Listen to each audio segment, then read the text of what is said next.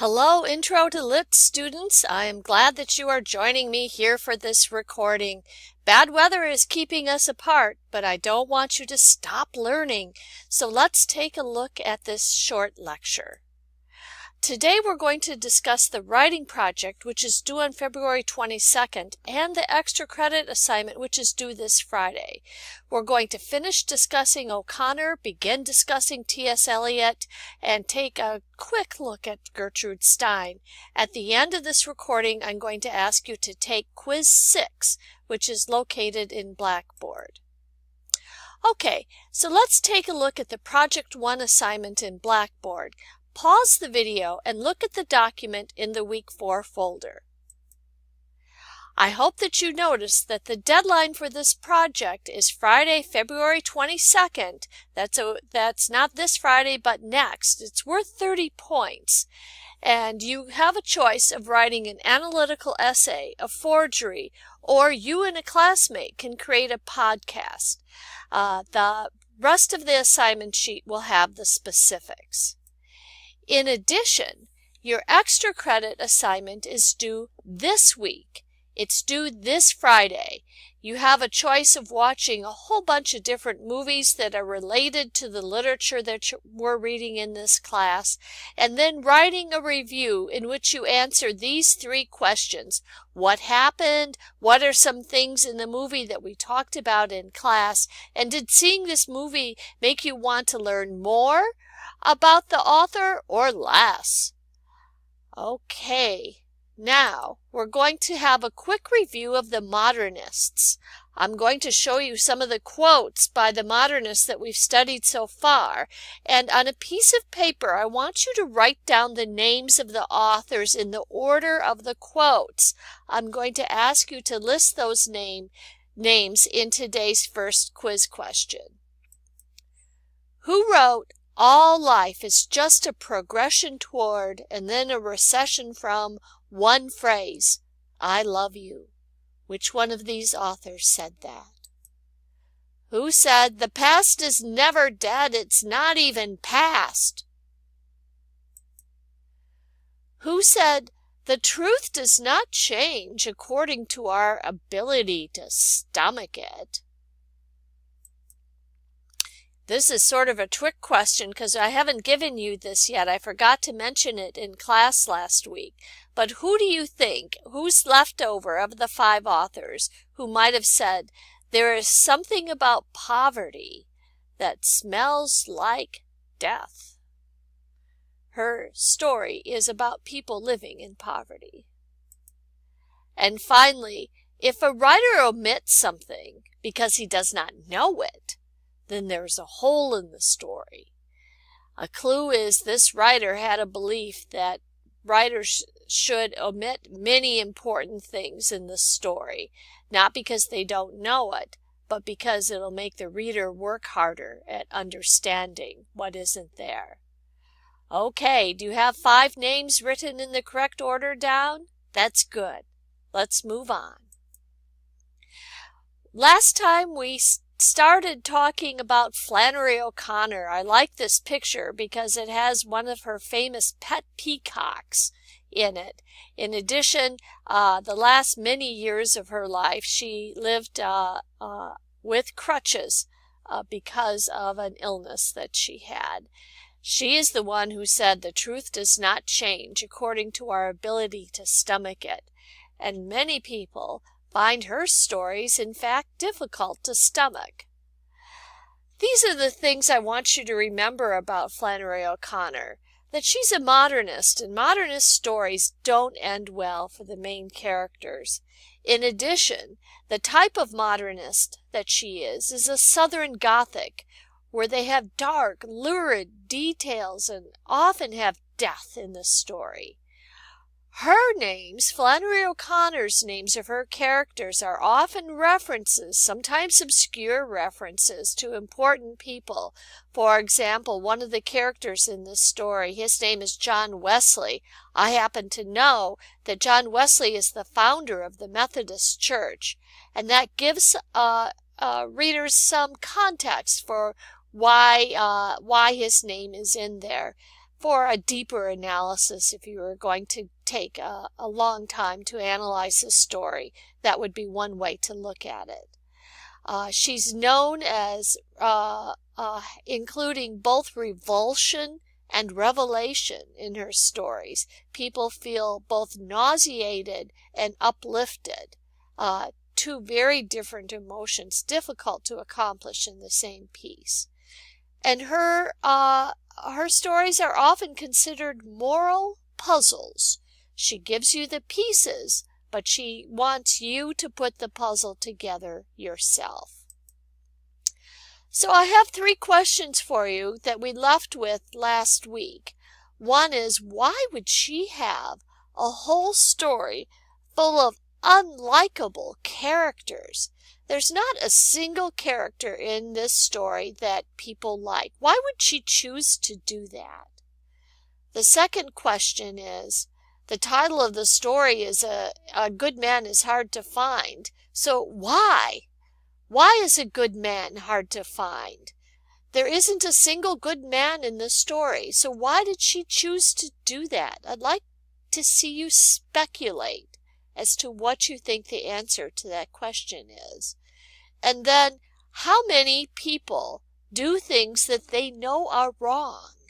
For example, the main character tells a lie in this story, and she knows it's a lie, but she does it because she wants people to be interested in the house that she wants to visit. How many other cases can you think of that like that, where people did things that they know are wrong in the story? Think about these 3 things. Pause the tape. I'm going to ask you to choose one of these 3 things to write about for today's quiz question. Now, I'd like you to move along quickly. We're going to go to T.S. Eliot, the poet who wrote the poem that you read for today. If you had to sum up T.S. Eliot in one sentence, it would be this: he believed that poetry can communicate before it's understood. In other words, even if you don't understand the poem that we read today, did he communicate something to you? Did you get something out of it, even if you can't quite understand what it was all about? He's a leading poet of the avant-garde. Avant means ahead of, and garde means like the whole group. So he's ahead of the whole group in his thinking on what poetry is and what it should be. This poem was published in 1915, more than 100 years ago, and it marked the shift to modernism in poetry. He uses the stream of consciousness technique developed by fellow modernist writers. We're going to explore what stream of consciousness means. Basically, it means following the consciousness of your mind in a stream rather than as a logical progression. And he likes to write dramatic interior monologues. A monologue is where there's only one person speaking or using words. Interior means that these words were not spoken out loud, and dramatic means that there's action. So this poem is about action that was not spoken out loud, but all from one perspective. Now, this relates to the art for the period. Remember Pablo Picasso, a famous cubist, who also painted moral puzzles of the sort that we're reading in this unit. And one of the themes in this course is how the art and the music and the literature all related to each other. What I'd like you to do is to copy this link right here into your browser and go to the 10th minute in this recording and listen and watch about 30 seconds of this recording, so you get a small taste of the music of this period by Stravinsky. Now, this is a 2-minute video, and it explains Cubism, which is an important feature of modernism. We haven't talked about it yet, but this short video, which I'd like you to watch, can give you some explanation for what it's all about. Now, next, this is an 8-minute movie version of the poem that you read for today. It's a movie about the love song of J. Alfred Prufrock. I believe it will transform the way you understand this poem.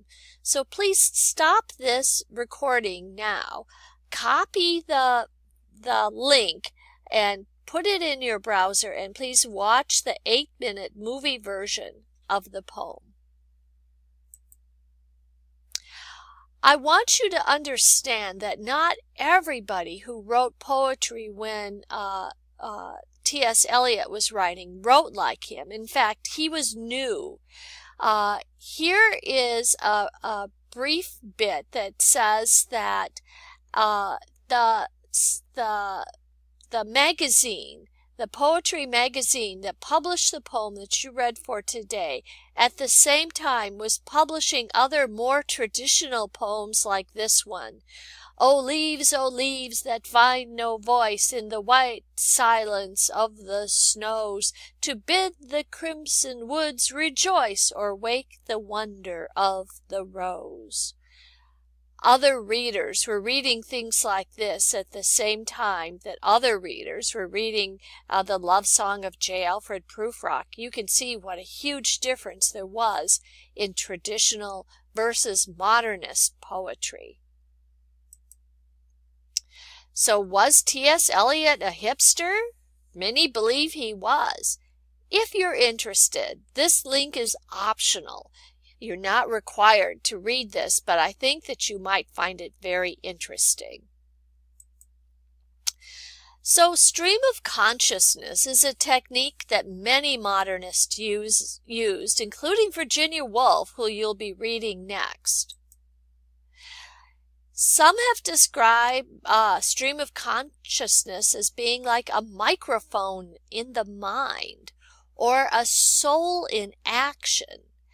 I found this wonderful video. It's 7 minutes long, which is rather long, but I would like you to watch it because it explains what stream of consciousness means. It can describe it sometimes as waves of sensations and swirls of associations, and it concludes by saying that for it's by becoming experts in our own streams of consciousness that we have a chance to understand who we truly are. Do you believe that? Watch the video and form an opinion, please.